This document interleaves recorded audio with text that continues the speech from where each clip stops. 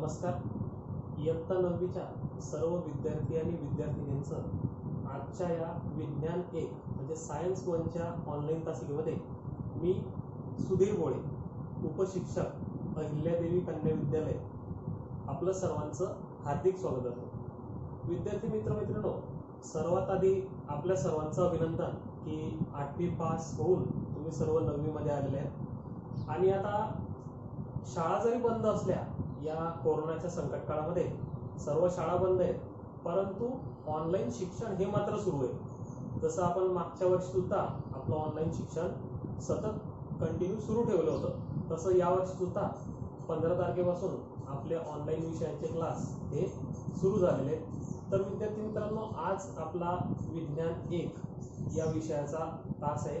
त्यामध्ये आपण आपल्या सिलेबसला सुरुवात करणार आहोत आणि आपल्या सिलेबसचा पहिला जो धडा आहे ज्याचं नाव आहे लॉज ऑफ मोशन, म्हणजे मराठीमध्ये त्याला गतीचे नियम असं म्हणतात. या धड्यामध्ये आपल्याला गतिविषयक नियमांचा अभ्यास करायचा आहे, परंतु त्याबरोबरच आणखी काही मुद्दे या धड्यामध्ये आपल्याला पाहिजे. यापैकी काही मुद्दे किंवा मग त्यांच्याशी संदर्भात त्यांच्याशी रिलेटेड असलेले काही मुद्दे आपण 8वी मध्ये सुद्धा पाहिलेले. तर पहिला मुद्दा या धड्याचा आपल्याला पाहायचा आहे मोशन ऑफ ऑब्जेक्ट. म्हणजेच काय, तर वस्तूची गती. एखादी वस्तू गतिमान असते तर तिच्या संदर्भात आपल्याला कोणत्या गोष्टी समजतात ते आपण या धड्यामध्ये बघूया. त्यानंतर डिस्प्लेसमेंट अँड डिस्टन्स. डिस्प्लेसमेंट म्हणजे काय, विस्थापन, आणि डिस्टन्स म्हणजे काय, अंतर. हा मुद्दा पाहायचा आहे. नंतर आपण पाहणार आहोत स्पीड अँड वेलोसिटी. म्हणजेच काय, चाल व वेग. एखादी वस्तू जेव्हा गतिमान असते तेव्हा तिचा स्पीड आणि वेलोसिटी कसं मोजतात हे आपण या धड्यामध्ये पाहणार आहोत. नंतर आपण पाहणार आहोत uniform and non uniform motion. म्हणजेच काय, युनिफॉर्म म्हणजे काय, एक समान, आणि नॉन युनिफॉर्म म्हणजे काय, नैक समान. असे गतीचे प्रकार आपण पाहणार आहोत. नंतर आहे ऍक्सिलरेशन, ज्याला म्हटलं तर मराठीमध्ये त्वरण असं म्हणतात. इक्वेशन्स ऑफ मोशन्स म्हणजेच काय, तर गती विषयक समीकरणे आपण या धड्यामध्ये पाहणार आहोत. आणि नंतर युनिफॉर्म सर्क्युलर मोशन म्हणजेच एक समान वर्तुळाकार गती. युनिफॉर्म म्हणजे एक समान, सर्क्युलर म्हणजे वर्तुळाकार, आणि मोशन म्हणजे गती. नंतर आपण पाहणार आहोत न्यूटन्स लॉज ऑफ मोशन्स. या धड्यामध्ये आपल्याला न्यूटनच्या 3 गतिविषयक नियमांचा अभ्यास करायचा आहे. Newton's first law, Newton's second law and Newton's third law या धड्यात आपल्याला अभ्यासायचे आहे. आणि शेवटचा जो मुद्दा या धड्याचा तो आहे law of conservation of momentum. त्याला संवेग अक्षयतेचा सिद्धांत असं म्हणतात. तर हे सर्व मुद्दे आपण एक एक करून या धड्यामध्ये पाहणार आहोत. तर सर्वात आधी आपण मोशन ऑफ ऑब्जेक्ट हा मुद्दा पाहणार आहोत. मोशन ऑफ ऑब्जेक्ट म्हणजे काय, तर एखाद्या वस्तूची गती. आपण मागच्या वर्षी शिकलेले की एखाद्या वस्तूला गतिमान करण्यासाठी एका विशिष्ट क्वांटिटीची गरज असते. मग एखादी वस्तू गतिमान केव्हा होईल, when we apply force on it then that object will be set in motion. जोपर्यंत आपण एखाद्या वस्तूवर बल लावणार नाही तोपर्यंत ती वस्तू गतिमान होणार नाही. म्हणजेच काय, तर मैदानावर एखादा फुटबॉल जर ठेवलेला असेल तर तो स्थिर अवस्थेत राहील, विराम अवस्थेत राहील. कुठपर्यंत, जोपर्यंत आपण त्याला किक मारणार आहे. when we kick it, that is we are applying force on it by our foot. आपण पायाने त्याच्यावरती फोर्स अप्लाय करतोय, बल लावतोय, आणि त्याचा रिझल्ट काय, that football will be set in motion. तो फुटबॉल पुढे जातो, गतिमान होतो. म्हणजेच काय, तो त्याची जागा सतत बदलत असतो. Then we can say that that football is set in motion. So that in this case all the objects need force to set in motion unless they are in the stable position और in the rest position. जोपर्यंत त्यांच्यावर आपण force apply करणार नाही तोपर्यंत ते एकाच ठिकाणी राहणार, ते गतिमान होणार नाही. तर विद्यार्थी मित्रांनो, पहिला मुद्दा पाहूया. तुमच्या पाठ्यपुस्तकात पान नंबर 1 वरती पहा. ज्यांच्याकडे पुस्तकं असतील त्यांनी पुस्तक घेऊन बसायचे. ज्या विद्यार्थ्यांनी पुस्तकं घेतलेले नसतील त्यांनी लवकरात लवकर विकत घ्यायचे, ज्यामुळे तुम्हाला समजायला सोपं जाईल.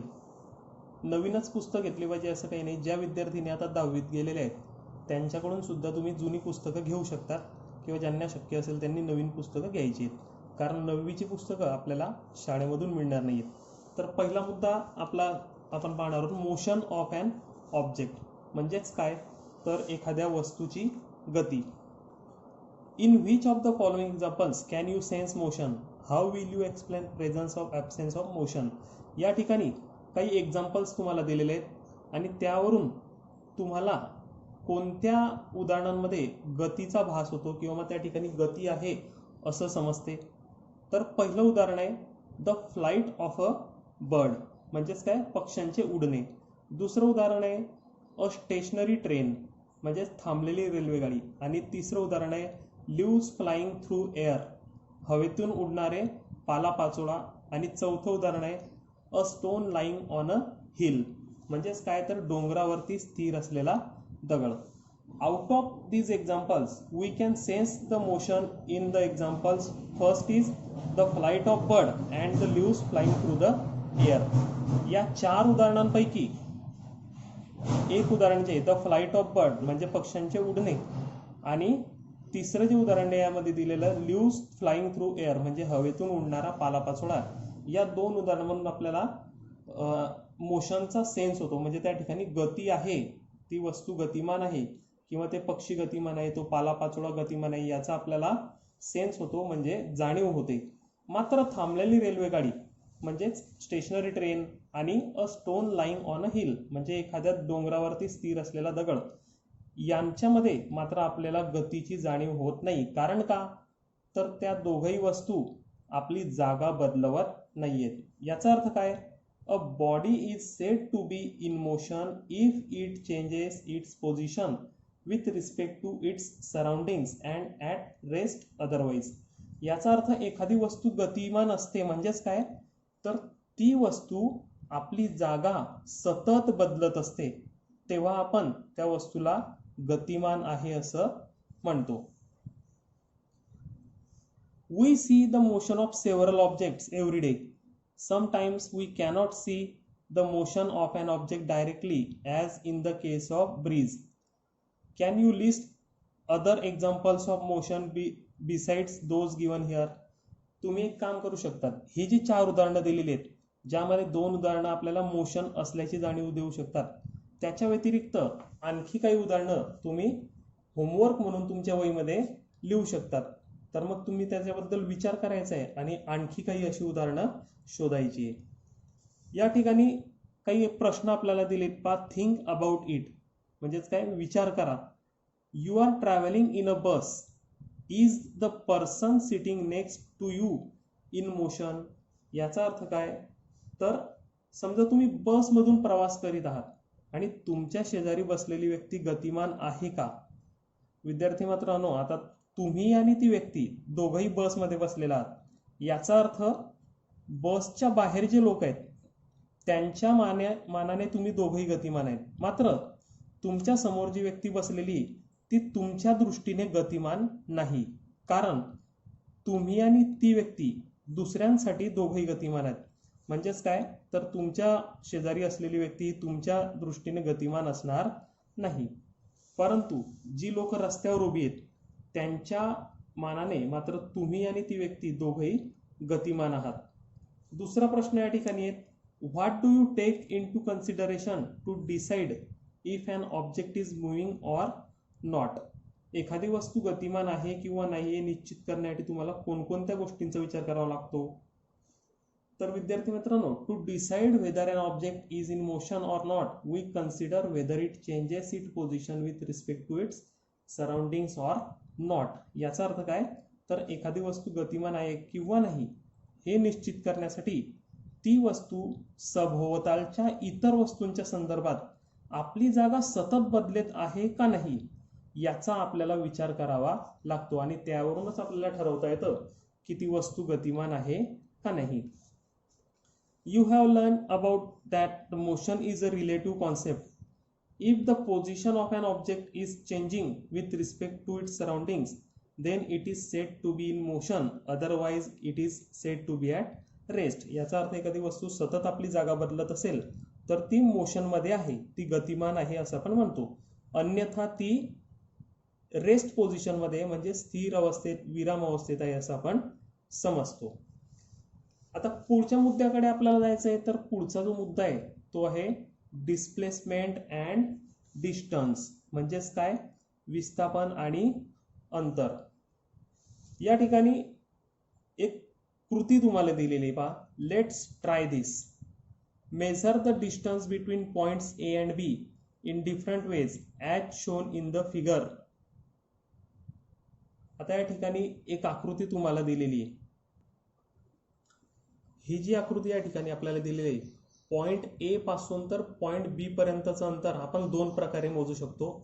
एक म्हणजे हा जो पाथ आहे जो आपल्याला दोऱ्यासारखा दिसतोय, त्या पाथने जर मोजलं तर हे अंतर जास्त पडणार. आणि दुसरं जे अंतर आहे तर ए पासून बी पर्यंत स्ट्रेट अंतर जे या डॉटेड लाईनने दाखवलेलं आहे. तर या दोघी प्रकारे आपण अंतर मोजू शकतो. The distance measured along the curved path, including the loop from A to B, is the correct distance. याचा अर्थ काय, A पासून B पर्यंतचं जे अंतर आहे, म्हणजेच काय, तर हा जो वेडावाकडा मार्ग आपल्याला दाखवलेला आहे, हे अंतर जर मोजलं तर हे त्या वक्राकार मार्गाने आलेलं अंतर आणि या लूप सहित, म्हणजे हा जो लूप या ठिकाणी, हा गोल, याच्या सहित जे अंतर आहे त्या ठिकाणी आपल्याला मोजता येतं. आणि दुसरं अंतर आपण कसं मोजणार, तर ते straight distance A to be. तर या ठिकाणी हे ए टू बी जे अंतर असणार आहे, जे डॉटेड लाईनने दाखवलेले आहेत, तर ते काय, it is the magnitude of the displacement. म्हणजे हेच काय, हे डिस्प्लेसमेंट आहे, म्हणजेच विस्थापन आहे. ए पासून बी पर्यंतचं जे शॉर्टेस्ट अंतर असतं त्याला आपण विस्थापन म्हणतो. आणि या वक्राकार मार्गाने जे मोजलेलं असेल ते असेल त्या ए आणि बी मधलं अंतर. आता या ठिकाणी आणखी एक आकृती दिलेली बा. यामध्ये एक घर दाखवलेलं आहे आणि ते घर कोणाचं आहे, शीतल अँड प्रशांत हाऊस. आणि या ठिकाणी स्कूल दिलेली आहे आणि आणखी एक घर दाखवलेलं आहे, संगीता हाऊस. तर इथं आपल्याला काही प्रश्न विचारलेले पहा. Sheetal first went to her friend Sangita house on her way to school. याचा अर्थ काय, शीतल जी ती तिच्या घरापासून तिच्या मैत्रिणीकडे म्हणजे संगीताच्या घरी गेली आणि मग ते शाळेमध्ये गेले. आणि मात्र शीतलचा जो भाऊ होता प्रशांत, तो मात्र घरापासून सरळ स्ट्रेट शाळेत गेला. मग या ठिकाणी त्यांच्या घरामधलं जे अंतर आहे ते आहे 1300 मीटर. आणि या प्रकारचं जर अंतर मोजलं आपण तर शीतलचं घर आणि संगीताचं घर यांच्यातलं अंतर 500 मीटर आणि नंतर पुढे संगीताचा घर आणि स्कूल यांच्यामधलं अंतर आहे 1200 metre. So in this way Sheetal covered 500 plus 1200, that means 1700 meter, this much distance, and Prashant covers 1300 meter distance.